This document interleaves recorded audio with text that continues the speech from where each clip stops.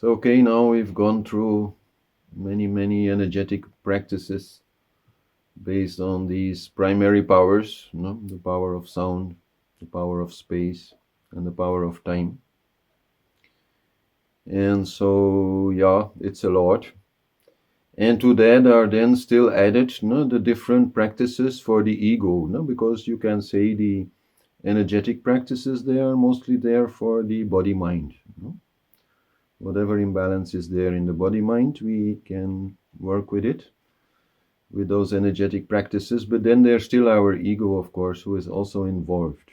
We already talked about this before, I think in the third video, where I basically explained these 5 paths for the ego, and where I was mostly also showing how complementary they are, because they deal with thinking, with feeling, with acting, with not doing anything, or with doing all of that together. But so I want to say a little bit more about it, and especially I want to talk about the traps that are included in each of these paths, because each of these paths, in a way, there is like a little bit of a danger, which is natural, because okay, we are there working with the ego, but the ego will always try to corrupt what we are doing.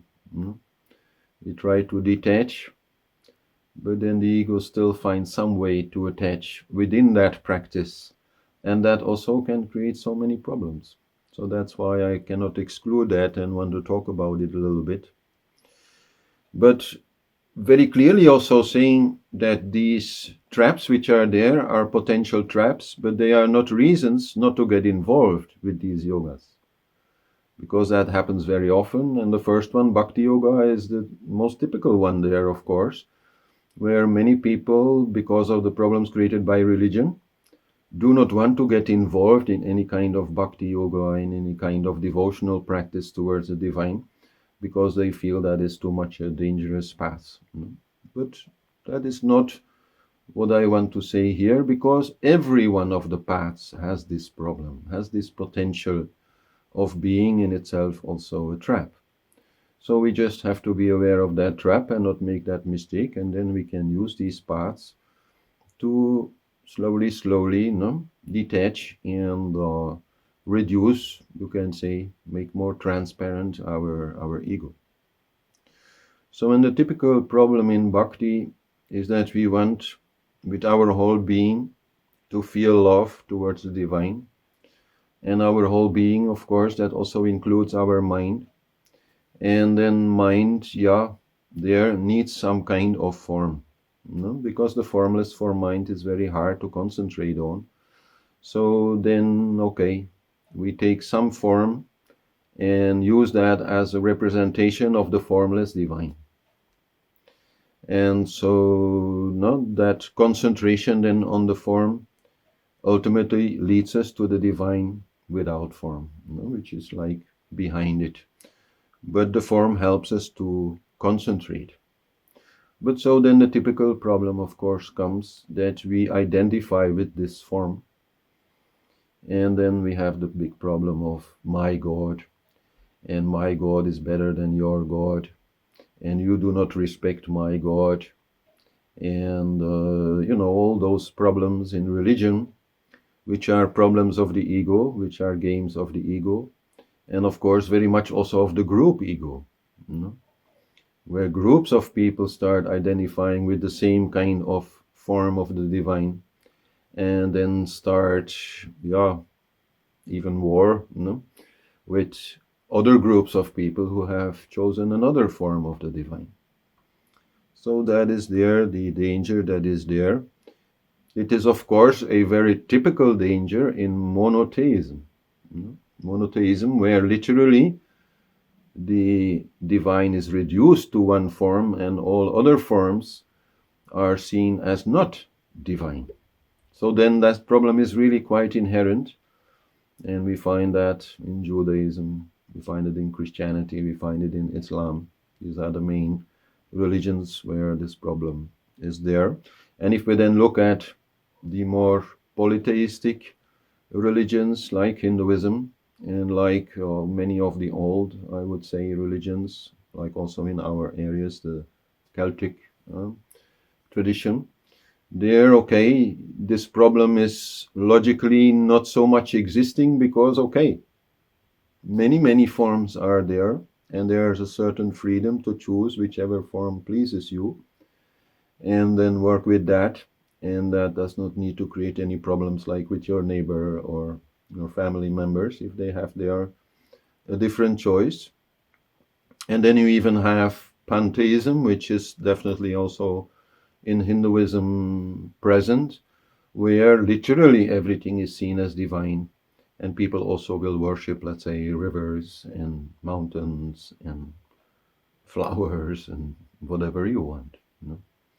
So then we do not so much have this problem. In Guruism, which is another option, I would say, no, to see the divine in a human form of the teacher, which we find also in many ways, and which we find also, for example, then in Buddhism, no? Where Buddha is not seen as a god, he is seen as, yeah, a human being, but who has, yeah, attained some kind of divine state, the Buddha nature.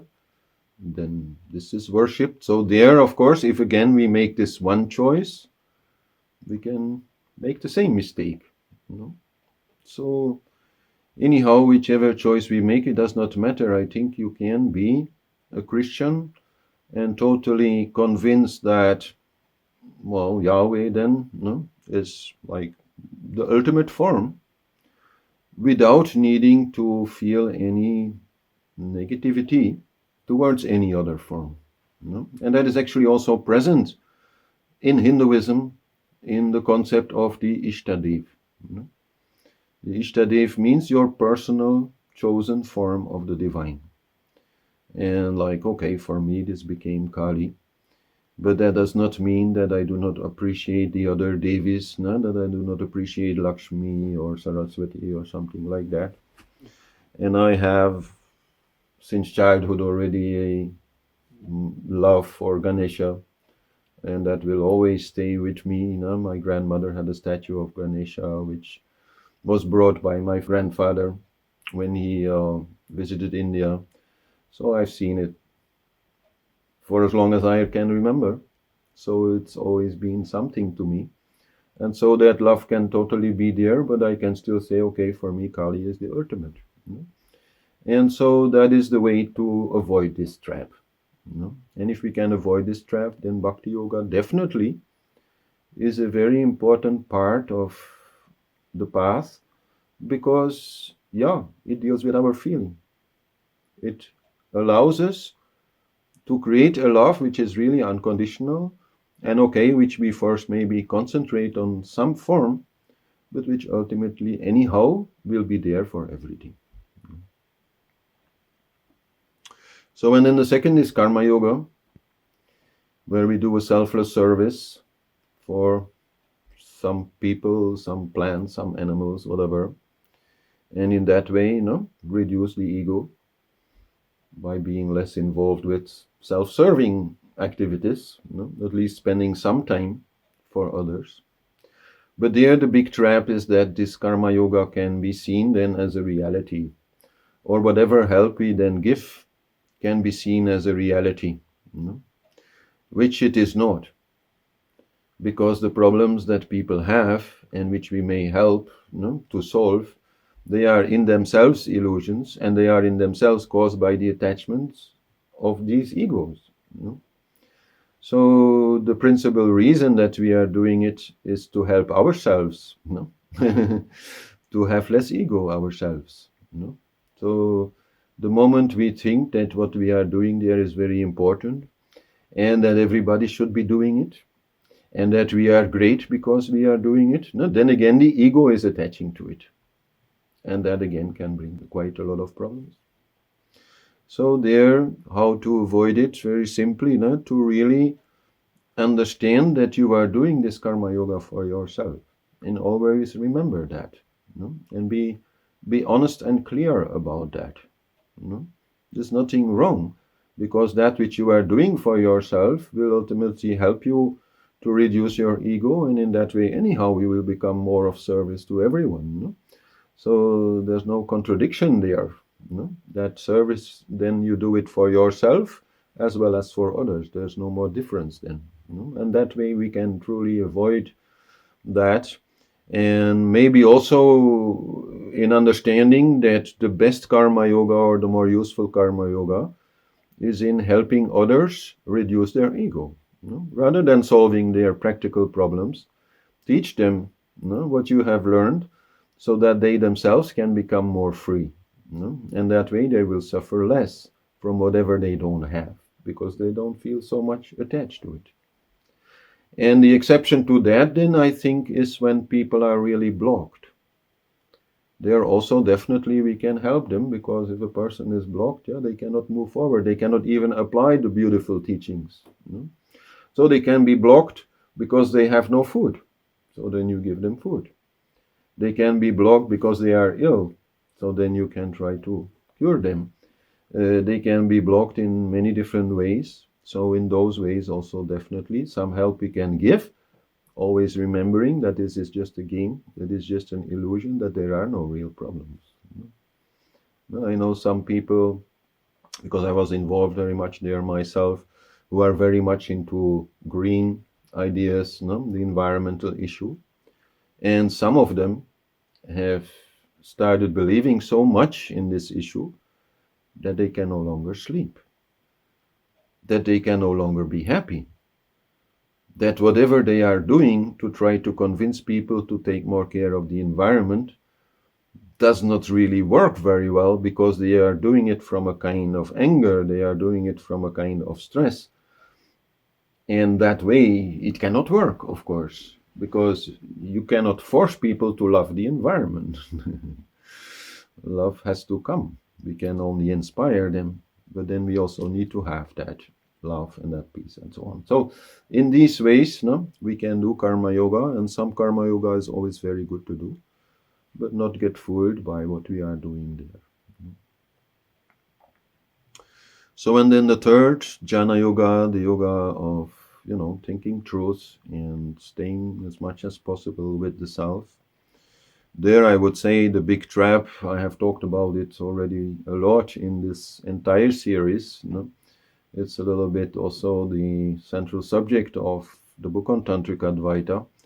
The idea that everything can be solved, that enlightenment can be reached just by changing our mind, just by changing our thinking. And of course, to change our thinking is very important. To always see the truth is very important. But if it becomes too intellectual, too dry, not in touch with the emotions, not respecting also the emotions, not working with the emotions, thinking, it's nothing to do, only, being, and no practice needed. Don't care about food, don't care about breath, don't care about body, all these things, then this is the trap there of jnana yoga. To too much believe in the power of your own thinking. However powerful it is very powerful, but it is also limited. There are parts of us which are totally beyond and which are very important in how we feel and how we think. So that is there the main trap. And if people are caught by it, it leads to a kind of nihilism, and ultimately to a lot of frustration and depression. I've seen that quite a lot. So there, okay, see, yes, to be aware of the truth, to be aware of the self, it is the first thing, and it is the last thing. But other things can come in between and can be very helpful to realize that truth of the self and yoga and all that. So no more need, I think, to talk about that. So, and then we have the path of Ashtanga Yoga, which basically means to stop everything, to stop thinking most of all. But before that, we stop moving, we stop breathing, or at least we slow down breath, we stop observing the environment around us. These 8 steps of Ashtanga Yoga that ultimately lead us into the deeper meditative states. So there is more than one trap. And the first trap, which we see a lot, especially in the West, is if one of those aspects is seen as the only thing, and the others are largely ignored. And so that we see a lot then with the practice of asana in the West, where people think that that is where yoga starts, but that is also where it ends. Actually, it is only one part of the story, and it is a very important part, but it's only one part. And the way it has been done a lot in the West is actually more stimulating the ego than reducing it, by becoming so attached to whatever special postures one can handle, and however good then the body starts looking and so on. This is all just an ego game. The way they dress then, the mirrors, this whole thing. So this is the first problem, attaching to one of those limbs, which can also, for example, happen in the first limb of yama, and then, for example, in feeling that sex is a very bad thing and we should all stop doing that.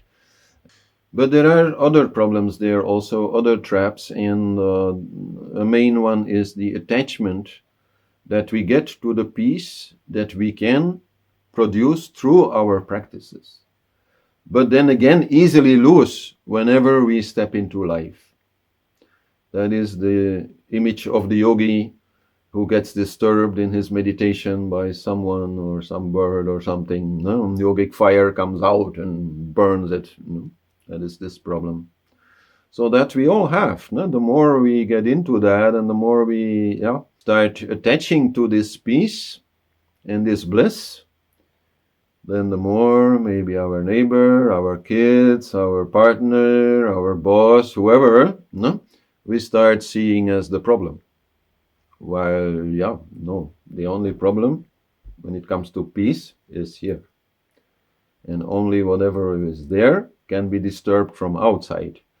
But it is here that it needs to be solved. Otherwise, you actually have not reached anything. And then the third part, which is there, is attachment to yogic power. Because through this practice, some yogic powers may develop quite naturally.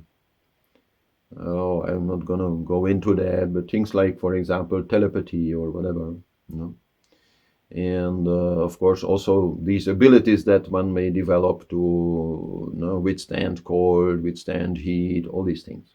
So then of course the ego there is in very big danger, because then we become a little bit like superhumans, with special powers, and then to feel that we are different from everyone else, that we are better than everyone else, that is a main problem. And that we can see even in very big or high teachers, highly evolved teachers, not denying it. They have really developed something, but they get caught by it.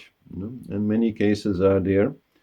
And such teachers, such gurus are a little bit dangerous, of course, because of their powers, they have such a radiance, they have such a, they're very impressive in what they can do. And then we feel that, okay, whatever comes out of their mouths, it is like gold, and whatever they tell us to do is 100% right, which is really not necessarily the case. So that is then another part where we have to be a little bit careful, another trap potentially which is there. And then in Tantra Yoga, with the more mystical kind of practices related to the spiritual world, the Kundalini energy, of course, also. There, since we are so much involved in mystery, we get a little bit the opposite problem of that one that we have in Jnana Yoga. In Jnana Yoga, we become too rational. In Tantra Yoga, we can a little bit become like bereft of common sense. So much into the mystery, so much into the invisible, so much into the intangible, that we no longer deal with the normal world in a normal way. And this is one of the things my teacher in Nepal very often warns me about. You know? What's the use of being able to, let's say, magically open a door? You can just open it like everybody does, you know. What's the use of long distance telepathy? We have mobile phones. What's the use of flying? We have airplanes. So that is there. And so that is definitely also a trap, because of course in that practice we get so much more involved with this mystery of the universe, and see also, okay, how, for example, the spiritual world affects us, that this can cloud a little bit our vision, and we become a little bit outwardly in a way, not of this world. And we are in this world, and so we should also continue to behave like that, and only give importance to the spiritual part where it is really needed. Do not try to solve everything that way. So that is the main problem there. And there, of course, the same problem of attachment then to some tantric powers that we may develop also is an issue. But a little different, I would say, with the yogic powers, because the tantric powers, they are anyhow not your own. Whatever you can do there, they come through associations with other beings from other dimensions who are helping you to do that. If they don't help you, you cannot do it. So then it is also quite clear it is not you, like in healing, I'm not the one doing it, and I'm very aware of that, so I also don't feel like I'm very special in that way. But okay, same problem can definitely be there. And another trap, which is definitely also there in Tantra Yoga, is misuse of those powers. But okay, this is with every power there. If we are having the power of being very rich, this is also a power, then how many are not misusing that? So in same way in tantric power, some misuse is there. Some tantrics use these powers to hurt others, to steal from others, to manipulate others. This, of course, is something which should not be done. And not only because you can say it's not a good thing to do, but also because this will create many problems for that person who is doing it. But so, okay, these are the main traps which are there. And as I said, they are not reasons not to get involved with these paths. They are anyhow traps, as they are there even in the energetic practices. There also we can get too much attached. There also the ego can create some kind of illusion to which we attach, and then we have the same kind of problem. Purnamada Purnamidam. The story definitely now, it has become a lot more complicated. All these energetic practices, then these 5 practices for the ego, all that together.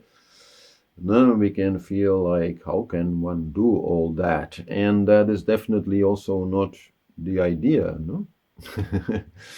You don't have enough time in a day to do all that, The idea is to make some choices out of all these options, And so in this image, which we already also saw before, I explained that many of these choices can be made by creating certain habits that then, I would say, maximally try to keep our energy in balance.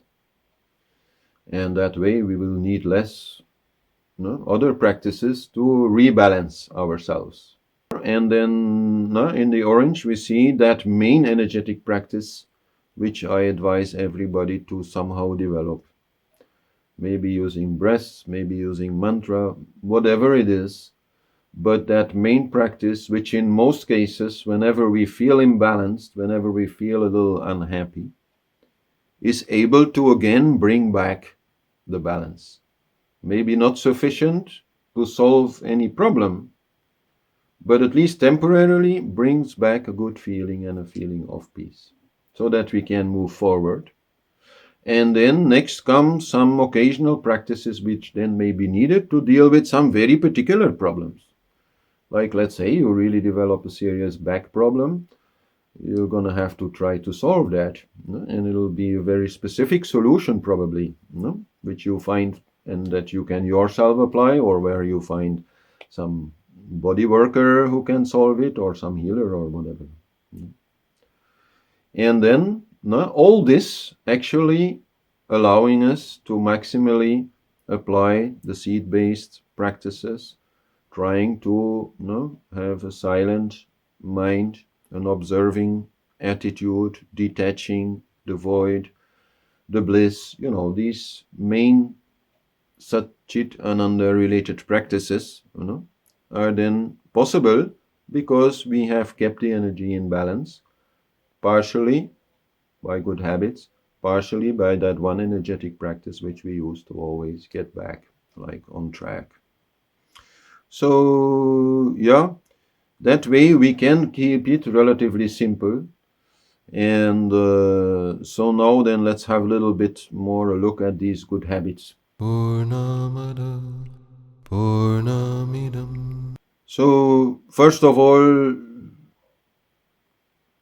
modern culture does not so much like habits. Although many people have many habits.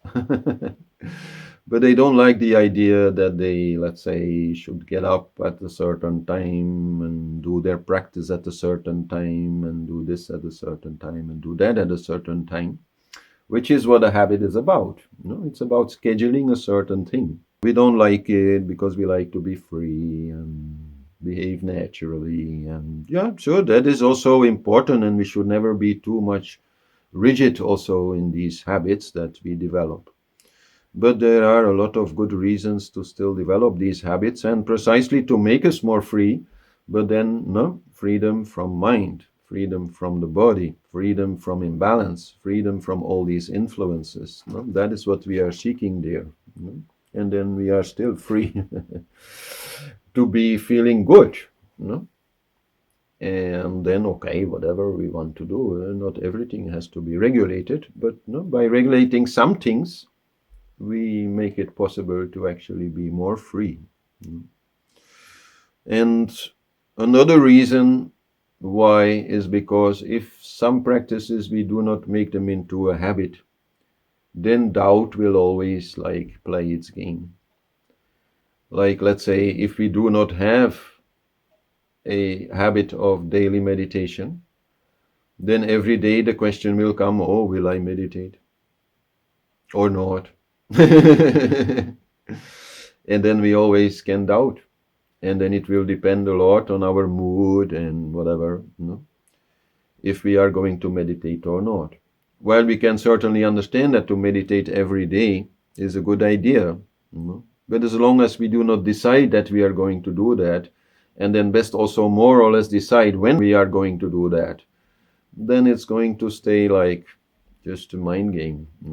And maybe then occasionally, yes, we will meditate, but it will never become a practice.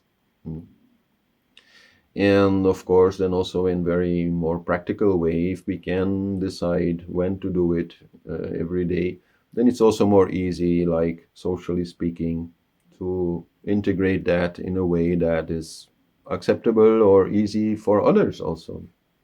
Because others, of course, also are requiring our attention. So then, especially kids, partners, work, all these things, have to be somehow adjusted and related to these daily habits of practice. And so then, one of the very first things is food. To really, and Ramana Maharishi is there very often actually saying that it is important to really learn how to cook food which will keep our biochemistry relatively balanced. I'm not going to go into the details. It's about the doshas and it's about the gunas and a lot of other details. Take some time to learn, but again, once you've learned it, then it's easy. Then you just apply that knowledge, and then at least your food will not be the reason why you are unhappy. which for many people, unfortunately, is the truth, no? Or at least part of the truth, that the food will support unhappiness, which maybe also have other causes, but the food will support it. So that is the first thing. And then the second thing is to a little bit understand the cycles that are anyhow there in nature, and to organize ourselves along these natural cycles rather than try to go against the stream, let's say, and do things at the wrong time, which then actually will not work very well, because nature has its own rhythm, and so it's more easy there to create our own rhythm, which is what habits are. It's like a rhythm, but in tune with the rhythm, and then the rhythm especially of the day and the night, and then also the rhythm of the moon. Those are the two most important ones. So here we see how the gunas evolve during the course of the day. And so at sunrise we have the time where the sattvic energy is the most present. So there we will do more the sattvic activities. Then during the day the rajasic energy is most dominant. So there we will do the more rajasic activities. And then in the night we get the more tamasic energy, so then the more tamasic activities, including sleep of course, are most logical. So there are so many things. I'm not going to go into all the details, a lot more is in the book, but so many things are there, logical or illogical. Like to meditate in the middle of the day is illogical, because at that time all the energy around you is very active. And since we are all connected, it will be very hard to calm down, very hard to come to the peace and bliss that we are seeking. Much more easy to do it around sunrise. Same way, for example, to sleep during the day is really also not advisable. Okay, if you are sick or something, there are exceptions to every rule, but in general, it's not advisable, because your sleep will not have a good quality, because around you the energy is very rajasic, and there will be more sounds, let's say, but also in the mental level, the common mind field, there will be much more rajasic energy. It will be very difficult to sleep, so we will have a sleep which is more like dreaming and so on. And your digestion may also be disturbed by it and so on. So in that way there's a lot to learn. Many details are there, and the importance, of course, of sunrise there is very important for meditation practice. It really will work best then. Another good time is like in the middle of the night, if you can afford that. Most people who have a job and everything, they cannot afford to meditate at 2 in the night or something. But it is also a good time, because then everybody is asleep. And the mental field is really quite calm. So that is also a good time. But for most people, the best time is in the early morning. I would say from 1-2 hours before sunrise till 1-2 hours after sunrise. That is the best time. Another reason to get up before sunrise, which is not so easy like here in Belgium in summertime, that means getting up like 4:30. So that's not easy. But okay, if we can, to get up before sunrise is very important to maximally separate prana from apana. And so in this image, what you see is that during the day, the dirty energy of apana is pulled downwards by the earth, and the purer energy of prana is pulled upwards by the gravity of the sun, which is reversed then in the night when the sun is below us, and both prana and apana are pulled downwards. But so then when the sunrise comes, this changes. Then the sun starts pulling the prana upwards, and the prana and apana can separate if we are in an upright position. If we are lying down, then it will only mix And then all day, actually, the pure life force with which we are living and doing everything will be polluted. So our energy will be less, and a tendency towards unhappy thoughts and feelings will be more. So to be in an upright position at the time of sunrise, that is a very important thing.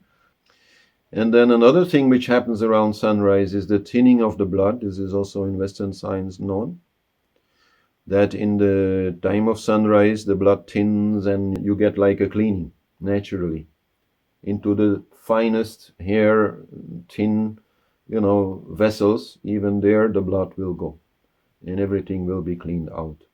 So if at that time we already had our bowel movement, then that thinning of the blood will not so much distribute in our body all kinds of impurities and toxins from the intestines, because we already eliminated it in the normal way before sunrise. So that is a second reason to get up before sunrise. And then the third, when it comes to meditation, okay, it's the best time, sattvic time, but also we get this natural balancing of the two nostrils, which I explained before when we talked about prana and the polarity of prana, the solar and the lunar energy. And so where this naturally happens, and if we can support it by then also doing some meditation practice, then this balance can be there for 10 minutes, 20 minutes, half hour, 40 minutes. It depends on how deep we can there go in our meditation.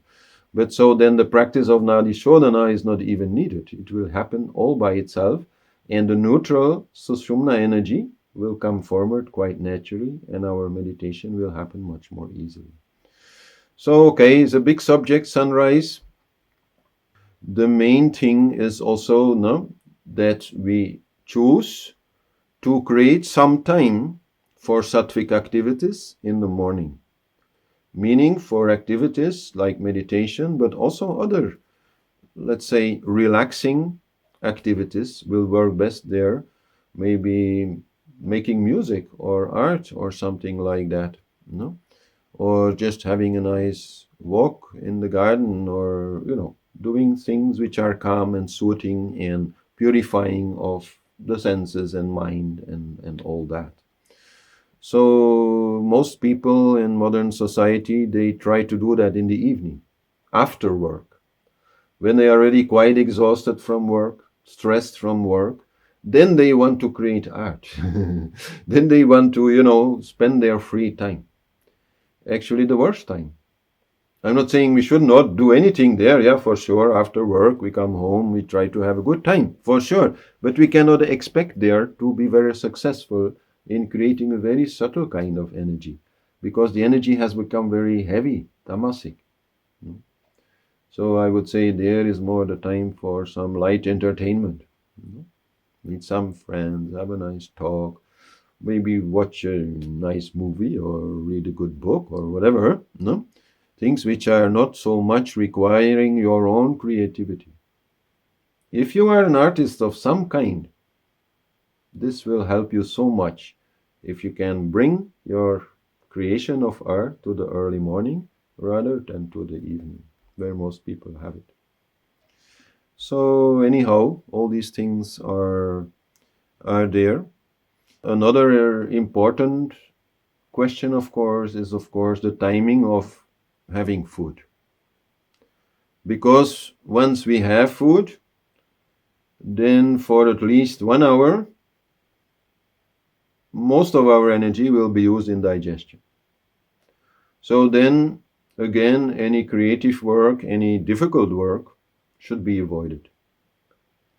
And another important aspect, of course, is that once we've had food, we should not make the body move in any strong way. Like a walk is very good. Actually, it helps with the gravity or the digestion system. But of course, any asana practice, it has to happen before food. And that is, of course, another question. When is our asana practice going to be? So, okay, there you have many options: before breakfast, before lunch, before dinner, but always before, not afterwards. It's actually something most yoga centers do not talk about, But many people, they come home from work, they have some food, and then they go to their yoga class. Worst idea. And you are going to bend over, you're going to put a lot of pressure on the belly somehow or other. No. At this time, your digestion should feel free, and not disturbed. At least 1 hour, 2 hours, 3 hours. Some will say a little bit different opinions there. Since many people anyhow are having digestion problems, it's a very important subject. And it has a lot of consequences, because if your digestion is not good, how to feel good? If your stomach acid is disturbed, you will have bursts of anger and lack of confidence at other times. If your intestines are not good and producing lots of gas, it will create nervousness, it will create negativity, depression, all these things. So this is very important. So these are the questions we have to answer for ourselves. And then, of course, the last one is sleep. And there, since many people also develop sleeping issues, having regularity is the first thing. If every day you go to sleep more or less at the same time and you wake up more or less at the same time, that is the first requirement to have a good sleep. If always we change, then the sleep will more easily get disturbed. Let's stay, with these main topics. If we can already solve those, then maybe okay, there are more details still. So then, as I said, there is also the moon cycle, which is very important. So the moon cycle means the movement from new moon to full moon and back to new moon. So as you can see here, in new moon, both the moon and the sun are pulling in the same direction compared to the earth, because the moon is in between the sun and the earth. So that means that the solar and the lunar energy are more in a balance. That brings two results, I would say. The one result is that emotionally we are more calm. We actually, are more peaceful naturally. And the second part of it is that, okay, we are more peaceful, but we also have a little bit less passion, a little bit less willpower, a little bit less energy. So for people with low energy and low self-esteem, new moon is still like a more difficult time, because then their energy will be even more low. So then in full moon, then the sun and the moon are pulling in opposite direction, which means you could say that the gap between the left and the right side of the brain becomes bigger. And that means, generally speaking, we become more emotional. But at the same time, we also have more energy. And so, okay, great to party, and have a really good time if we're feeling good. But if we are not feeling good, then anger will be extreme, fear may be very extreme, depression may be even more extreme.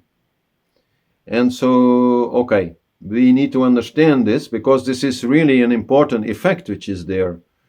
And you could say that in modern society, okay, most people somewhat are following the cycle of day and night. Most people sleep at night and work during the day, which is, I would say, the main thing. But modern society totally ignores the moon cycle, even though it is very, very important. And when I used to still be CEO of that company, I was taking it into account, and I think it was very helpful for everyone in that company. So how can we take it into account? This has a lot to do with our activities and our decisions. So the new moon is not a very good time to take decisions, because, as I said, we do not have so much energy, we do not have so much willpower. But since we are quite calm, normally speaking, it's a good time to think about our decisions, to contemplate. And it's actually something which is also very important, that if you need to reach a decision on something difficult, then better take some time, So first think about it without making a decision. And then at some point you make a decision. So, but that moment to take a decision starts a few days after new moon and goes up until a few days before full moon. That is the ideal time to take a decision. Full moon itself is not the best time for a decision because there your passion may be too big, your emotion may be too strong. You might overestimate your abilities or overestimate any problem that you see. You are very emotional. So the best time to take decisions, as I said, between new moon and full moon, but not on new moon and full moon itself. And then between full moon and new moon again, you just, execute those decisions. And the more you come to new moon, the more you're just trying to finish your projects. The more you're trying to just, deal with things in a very normal way without there still trying to change something or reach something new or something. And so this is very relevant also then when it comes to practice. When we start a new practice, we should always wait till after new moon. Then we have the best chance of really, doing it in a good way. Starting a new mantra, starting a new habit. So, as I said, day and night, and then the moon cycle, they are the most important. The seasons, to some degree, of course, are also important. In summer, we drink more. In winter, we need to do more breathing exercises because we're more indoor and the air quality is not so good. So the pranic level that we have is not so good. So then we need to make sure, to have that. So there are things there, but they are not very, very important and quite natural, I would say. And then the last thing about habits to say is about bad habits or less good habits. If we cannot avoid having these habits, then at least what we can do is break their rhythm. Not allow them to become a habit, really. Destroy their rhythm. And that way we will at least weaken them, and maybe that will bring us to the point where we can totally drop them. So this is also an important understanding. The good habits, we strengthen them by giving them a rhythm, a regularity, a pattern. The bad habits we destroy by removing that pattern, not allowing any pattern to take hold. Probably the most important thing when it comes to habits and daily practice is our meditation. So now we can talk a little bit more about meditation. Although, okay, more information is there in the book, and I'm planning also a new book on that subject because a lot even is not said in the book on Tantric Advaita, where meditation is only like one chapter. But still some general things we can say about it. And the first thing is about why do we meditate? And there are two reasons. And one of these we can realize immediately. And one of these objectives is more long-term. So the one that we get immediately is, if we meditate regularly, we will bring more peace in our life. Meditation really just means that regularly we give peace a chance. We give some attention to peace. We create some time for peace. All the other things in our lives are always asking for attention, but peace, the self, is always silent, is not asking for any attention. We can only ourselves decide to give attention to it. And that is what meditation is, where basically we are trying to detach from everything else and focus only on the self and reconnect there so that we can live our lives in better connection with the divine. Important to understand is that there is not one meditation method which will work for everyone. We are all too different, and while that which we try to reach is the same, the reaching of that is actually a letting go of everything else. But some people are more attached to this, some people are more attached to that. Some people are mostly too much stressed, while others are quite relaxed but not very happy. And so many other differences are there.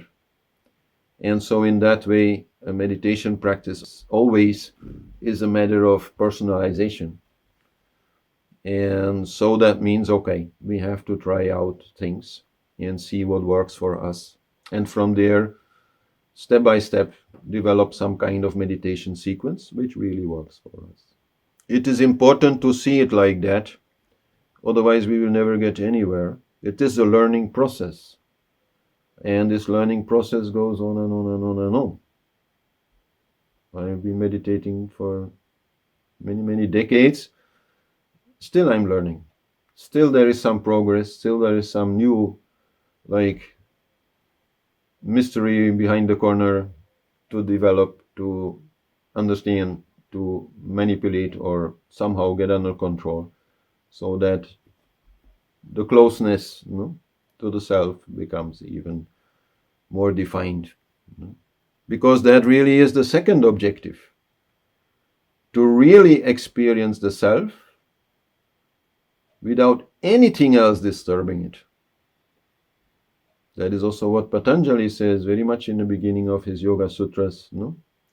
Only if the self can remove the attention from its objects of observation can the self know itself.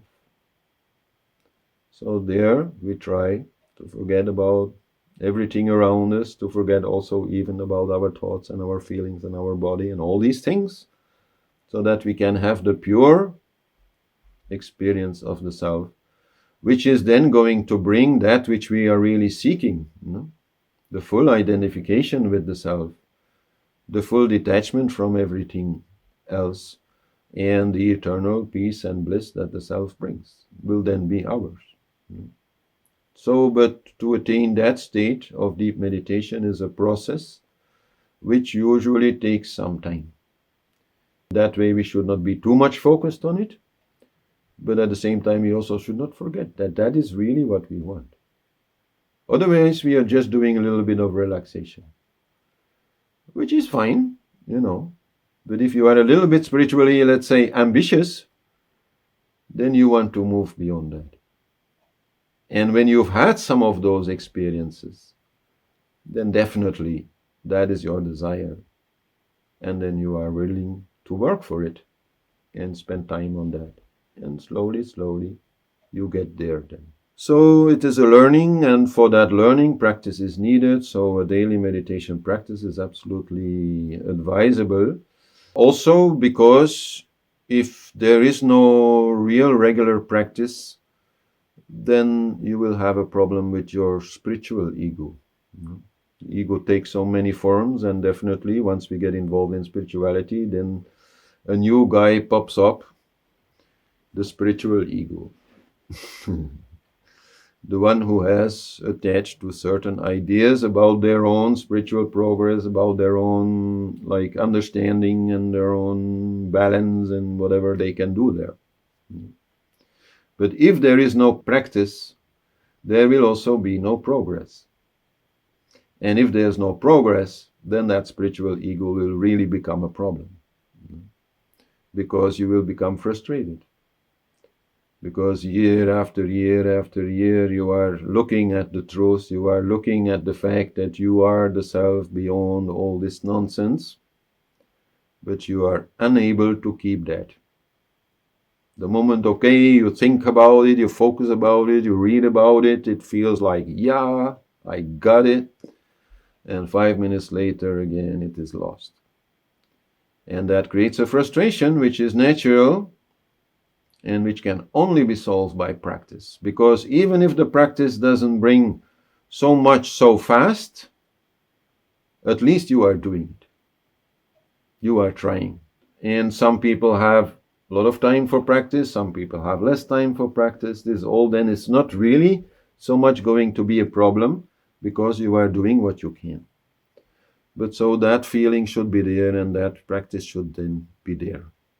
Here we can see that while the process of meditation is very personal, that there is also a general process which is the same for everyone.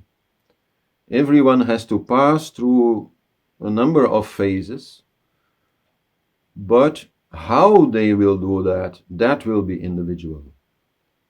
But all will have to do that, and so it starts with your intention, which is really a small thing, can only take a minute, even less.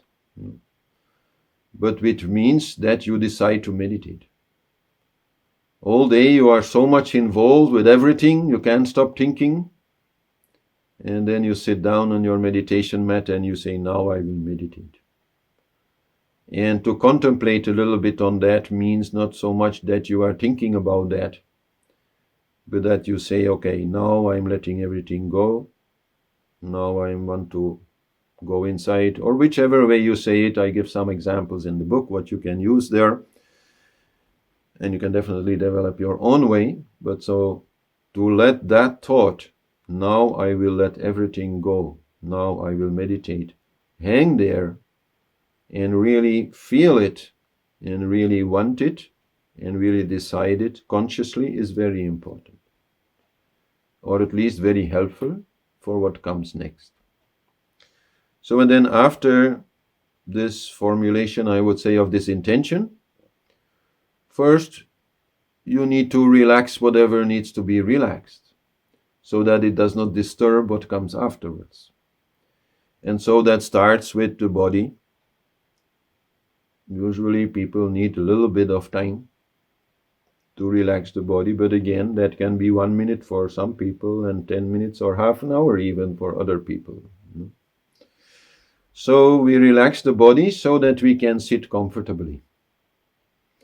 And this is another important blockage, I would say, the sitting.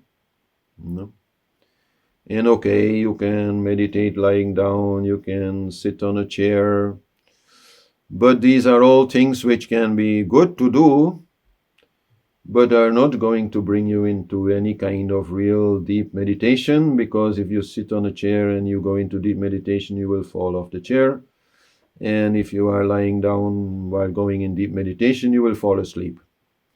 So you need to learn to sit in an upright position. Also, energy-wise, this is absolutely needed. There is also an energetic part which has to do with the spine, and for which the spine needs to be in this upright position. So it's a bit of a blockage, but actually not so much needed. For most people can sit easily in a comfortable position. The first thing is that you have to sit on your spine. And to sit on your spine means, first of all, you need to tilt the pelvis forward. Some people with big behinds, they have big inbuilt cushions. They don't need any cushion for that. It's just a matter of doing it, really like tilting the pelvis forward so that you sit up. But like myself, I really use then a rolled up blanket for that to give me that kind of support, so that naturally, easily I can stay in that position. And I have the lower hollow back.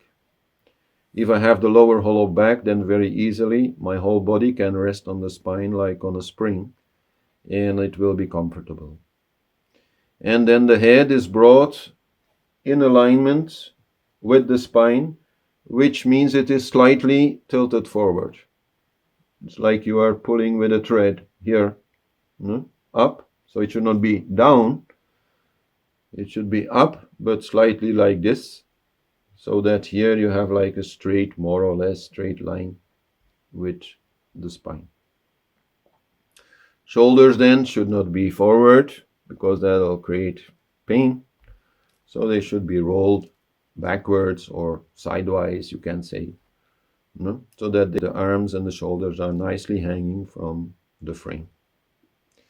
And then the arms, in many meditation pictures, you see like the arms going on the knees or over the knees, stretched out like that. That is a position that you cannot hold for a long time. So no, better to bring the elbows close to the body and let the arms and the hands rest on the legs. The last problem is the legs. For most people, the legs cannot come down. And then we need to support the knees with, again, some cushion, some blanket, so that the legs can relax. If we only sit cross-legged, then always there is a tension in the legs. And then one leg will press on the other and create a pain there. And maybe also reduce the bloodstream, and then everything, starts to sleep and is very uncomfortable. So, but if we can put some support under the knees, then the legs, they can rest, they can really lie down. And that way, slowly, they will come down. And the muscles that are there in the thigh, they will slowly be stretched. And ultimately, the legs will be just lying down on the floor, and then we can go into half lotus, full lotus, whatever you want, but some stable posture will then come, so that even in a deeper meditative state, we will not fall. Because if our posture is not stable, we will fall when we lose the consciousness of the body, because that is what happens in deep meditation. You no longer are aware of your body. Your body should be able to support itself.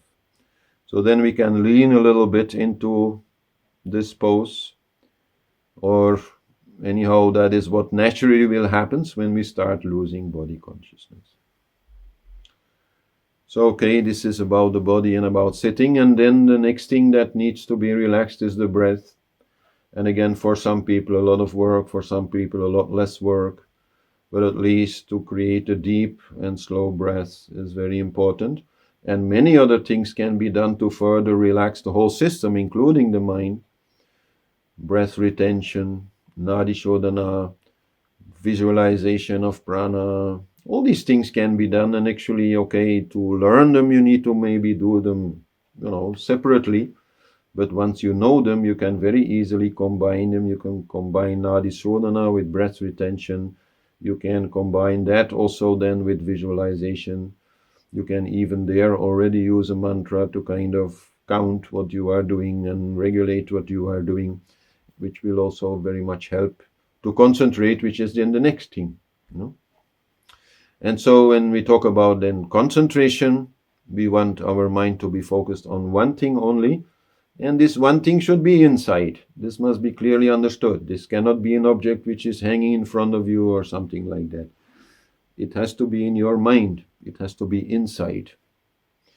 And there we choose whatever we like. Because whatever love we have for it will help us to concentrate on it, of course. If our object of meditation that maybe, okay, some teacher gives us, we don't really like it, it will be much more difficult. So choose something which you like, and then preferably also something which has a certain power. And a power then that suits your meditation, which means a calming power, like many mantras have, like many yantras have. We talked about that before. So there we make that choice. And then once we have made that choice and we start our focus, then best we place that object somewhere in the body. And there 3 points are mostly advised, which is the 3rd chakra, the 4th chakra, and the 6th chakra.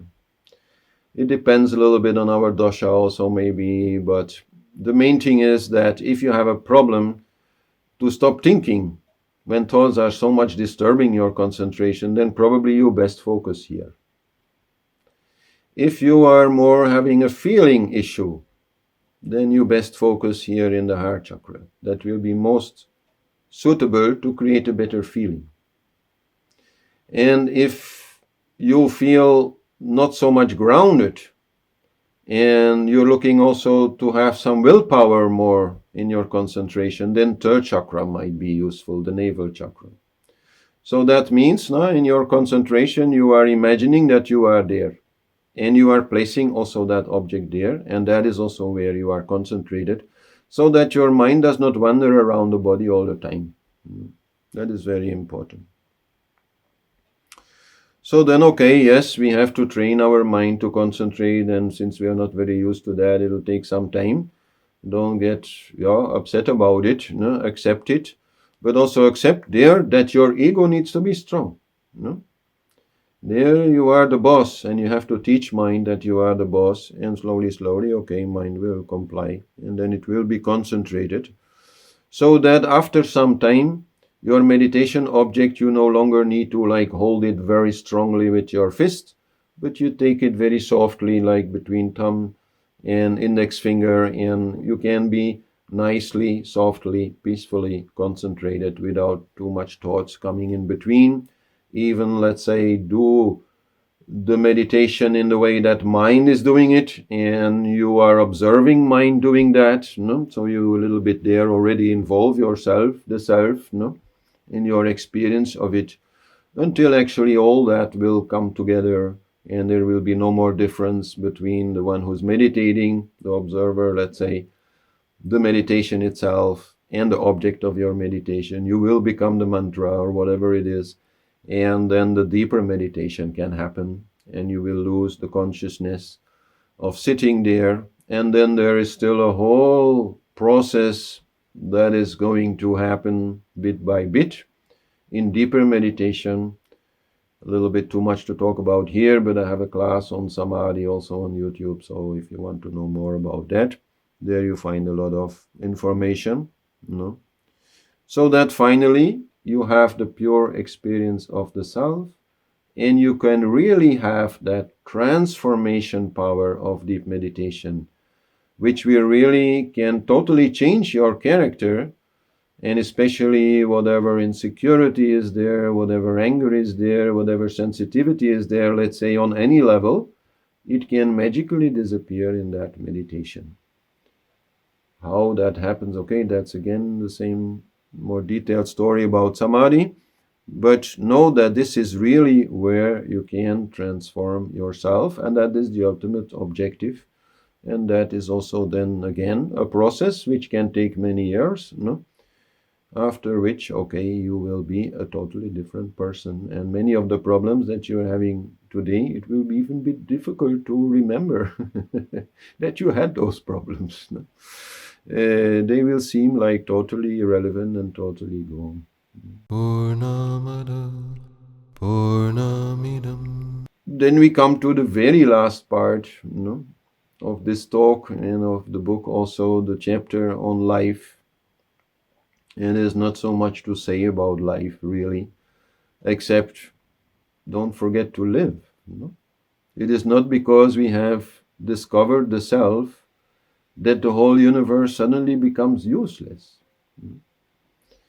Sure, maybe for a while we need to forget about the universe so that we really get to know this self, and that we can live our life in a much more beautiful way, in a much more fulfilling way, because we have the self with us. That is anyhow ultimately the objective. My teacher Harish Johari always called this the summum bonum of human life, the ultimate objective, to be able to enjoy this universe while still at the same time having enough connection inside, so that we are not fooled by this illusion, that we are not trapped by the ego, and that we can really enjoy it and really also, I would say, masterfully play this game of life, which anyhow, according to Vedic science, is originating from the self. Then we can ask, okay, why did the self do that? Some people who are more religious, they will say, why did God create this universe? He made a mistake somehow, creating all this duality. Why did he not stay in his peace and his bliss? And so their Vedic science actually says, okay, the self exists for no particular reason, and the universe manifests out of the self for no particular reason except for what it is. And what it is, yes, this diversity, this entertainment, this show for us, which is there, and you can enjoy it or not. That's really like your own choice. But if you want to know what is the purpose of the universe, then the best thing that we can say about it is, yes, please, it is there for your enjoyment.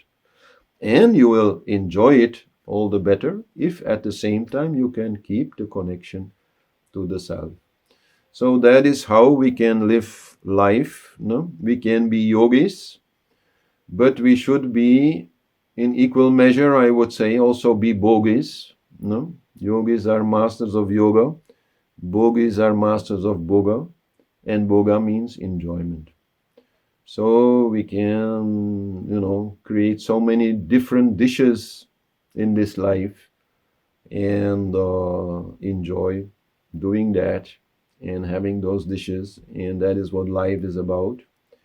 And the best way, the most enjoyable way to enjoy these dishes is in togetherness.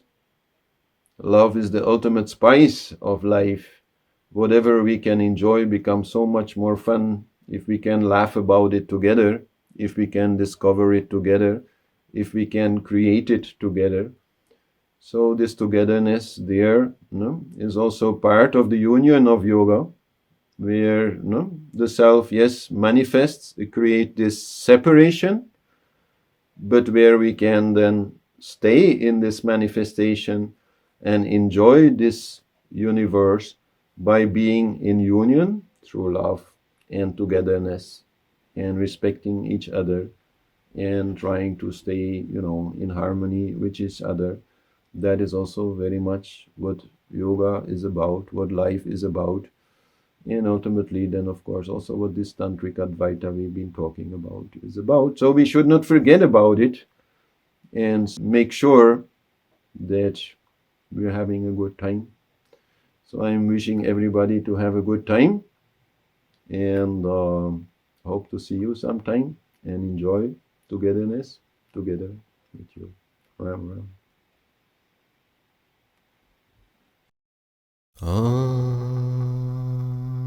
Purnamada Purnamidam Purnat Purnamudasyati Purnasya Purnamada